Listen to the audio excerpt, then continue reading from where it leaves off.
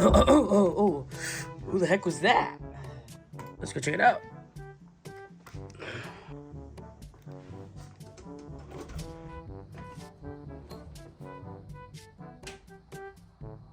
Hello? Oh, what do we have here? Fix me. Sure.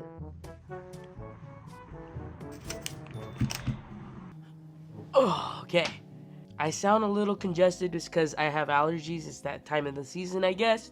So bear with me. One of my buddies, one of my OGs, sent their personal Game Boy to get completely modded. I understand it's backwards because of the camera. I hate that it does that. We're getting this Game Boy. He wants the IPS mod. We're actually completely shell swapping this thing. This thing is getting complete refurbishment. Everything. It's sad because this is his childhood Game Boy, but he wants the upgrade, which you gotta respect it. Look at that. Can't even see it. So let's build this custom Game Boy Advance for the bro.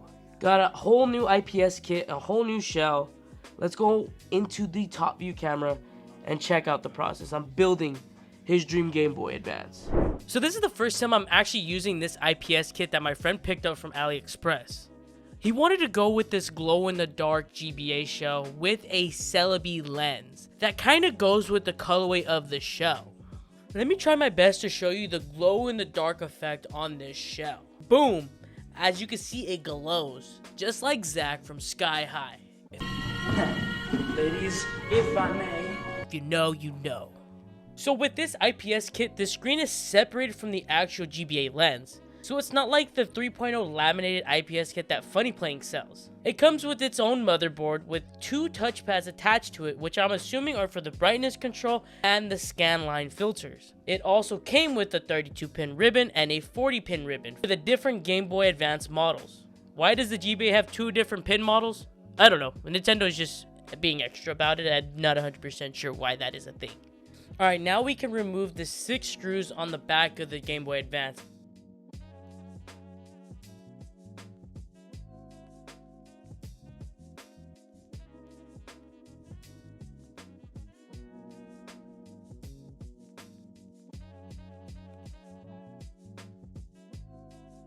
And there's 1 screw underneath the battery compartment right here.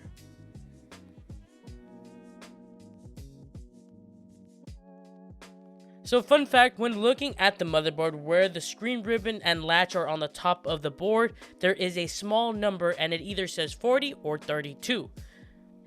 And that'll help you figure out which pin model you have, and this one is 40, so we're going to be using the 40 pin ribbon for this kit. Now I'm going to unscrew the 3 Phillips screws that are holding down that motherboard.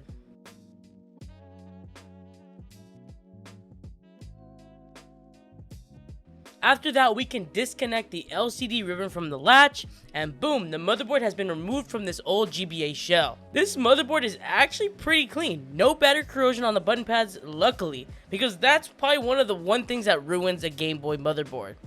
Don't forget to wipe down the motherboard from dust and stuff to keep the board clean. So the store page recommended that I test the screen to make sure it works and it's not broken, so we did that. After we checked to see that the screen worked, we can install the new screen into the shell.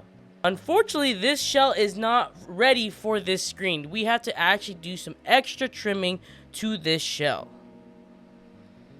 So I tried my best trimming that excess off the shell, and I know it looks a little sloppy, but it did the job, right?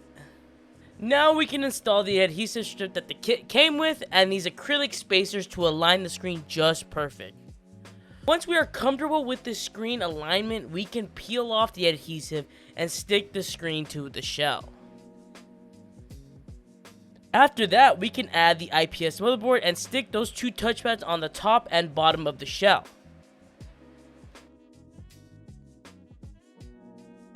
Next is actually just putting the Game Boy back together. Luckily, this kit doesn't require soldering, so it's a simple drop-in mod. So after almost finishing up, I noticed that the top touchpad wasn't really working. But I also noticed that this touchpad was just to change the actual color of the screen, which I found kind of weird. Like, why would this be a setting? But once I found out that the brightness control worked, I thought it'd be fine. And the brightness control actually also does change the scan line filters, which is all you really need. I mean, I don't know why they decided to add a color mode option. I don't see any use in that. So the Game Boy is assembled, and the last thing it needs is that new GBA lens. And here's the final product. This thing is looking mighty sexy. The colorway my friend went with is actually a really good choice. It looks so clean. And here again is the glow-in-the-dark effect. It isn't as bright as you would want it, but it's still a pretty good glowing effect. Let me know what you guys think about this Game Boy Advance's colorway. If you guys liked the video, go ahead and hit the like button and subscribe for more content like this. We're so close to 2K subscribers. Thank you guys so much. You guys are the best. Let me know in the comments what I should mod next.